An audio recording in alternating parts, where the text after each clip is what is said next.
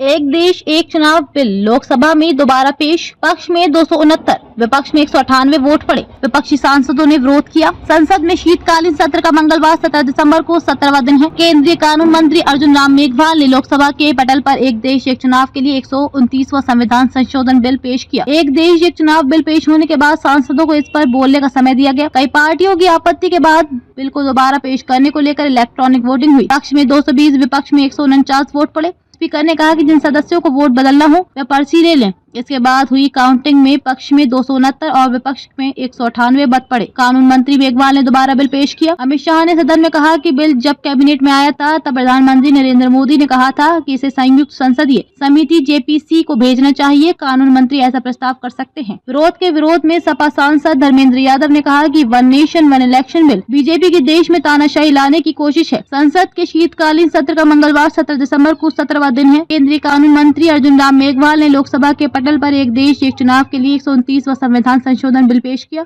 एक देश एक चुनाव बिल पेश होने के बाद सांसदों को इस पर बोलने का समय दिया गया। कई पार्टियों की आपत्ति के बाद बिल को दोबारा पेश करने को लेकर इलेक्ट्रॉनिक वोटिंग हुई। पक्ष में 220, विपक्ष में 149 वोट पड़े। स्पीकर ने कहा कि जिन सदस्यों को वोट बदलना हो वे पर्ची ले लें। इसके बाद हुई काउंटिंग में पक्ष में 269 और विपक्ष में 198 वोट पड़े। कानून मंत्री मेघवाल ने दोबारा बिल पेश किया। अमित शाह ने सदन में कहा कि बिल जब कैबिनेट में आया था तब प्रधानमंत्री नरेंद्र मोदी ने कहा था कि इसे संयुक्त संसदीय समिति जेपीसी को भेजना चाहिए। कानून मंत्री ऐसा प्रस्ताव कर सकते हैं। विरोध के विरोध में सपा सांसद धर्मेंद्र यादव ने कहा कि one nation one election bill BJP के देश में तानाशाही लाने की कोशिश है।